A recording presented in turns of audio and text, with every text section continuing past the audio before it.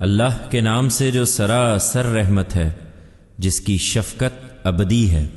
ہوائیں گواہی دیتی ہیں جڑ سے اکھاڑنے والی، اور وہ بھی جو بہت نرمی سے چلتی ہیں، اور فضاؤں میں تیرتے دوڑتے، پھر اس دوڑ میں ایک دوسرے سے بڑھتے، پھر حکم کی تدبیر کرتے ہوئے بادل گواہی دیتے ہیں کہ جس چیز کا وعدہ تم سے کیا جا رہا ہے وہ ہو کر رہے گی۔ اس دن جب تھرتھری چھوٹے گی ایک کے پیچھے دوسری، اس دن کتنے دل خوف سے دھڑکتے ہوں گے، ان کی نگاہیں جھکی ہوں گی۔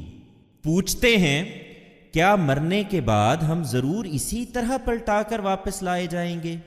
کیا اس وقت جب ہم کھنکھناتی ہڈیاں ہوں گے؟ کہنے لگے کہ یہ لوٹنا تو پھر بڑے نقصان کا لوٹنا ہوا۔ سو یہ مذاق اڑاتے ہیں تو سن لیں کہ یہ بس ایک ہی ڈانٹ ہوگی، پھر دفعتاً یہ میدان میں سامنے ہوں گے۔ اچھا سنو، کیا موسیٰ کی سرگزشت تمہیں پہنچی ہے؟ جب اس کے پروردگار نے طوا کی مقدس وادی میں اسے پکارا کہ فرعون کے پاس جاؤ، اس نے بہت سر اٹھا لیا ہے، اور اس سے کہو کہ کیا تم میں کچھ جذبہ ہے کہ پاکیزگی کی طرف آ جاؤ، اور میں تم کو تمہارے پروردگار کی راہ دکھاؤں کہ تم اس سے ڈرو۔ پھر اس نے فرعون کے پاس جا کر اسے بڑی نشانی دکھائی، لیکن اس نے جھٹلا دیا اور نہیں مانا۔ پھر اپنی سرگرمیوں کے لیے پلٹا اور لوگوں کو اکٹھا کر کے پکارا، پھر کہا کہ تمہارا سب سے بڑا رب تو میں ہوں۔ بالآخر اللہ نے دنیا اور آخرت دونوں کے عذاب میں اسے پکڑ لیا۔ لوگو، اس سرگزشت میں یقیناً بڑی عبرت ہے ان کے لیے جو ڈرنے والے ہوں۔ تم نہیں مانتے تو بتاؤ، کیا تمہیں بنانا مشکل ہے یا آسمان کو؟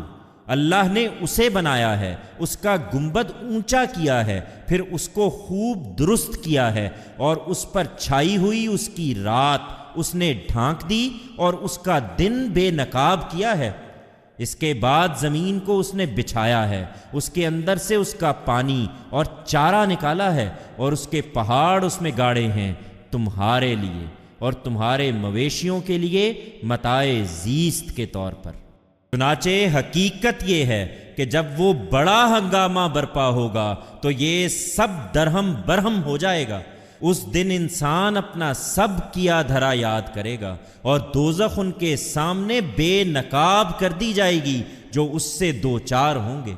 سو جس نے سرکشی اختیار کی اور دنیا کی زندگی کو ترجیح دی تو دوزخ ہی اس کا ٹھکانہ ہوگی، اور جو اپنے پروردگار کے حضور میں پیشی سے ڈرا اور اپنے نفس کو خواہشوں کی پیروی سے روکا تو بہشت ہی اس کا ٹھکانہ ہے۔ وہ تم سے پوچھتے ہیں کہ آخر وہ گھڑی کب آ کر ٹھہرے گی؟ تمہیں اس بحث سے کیا تعلق؟ اس کا علم تیرے رب ہی کے حوالے ہے۔ تم تو صرف ان لوگوں کو خبردار کر دینے والے ہو جو اس سے ڈریں۔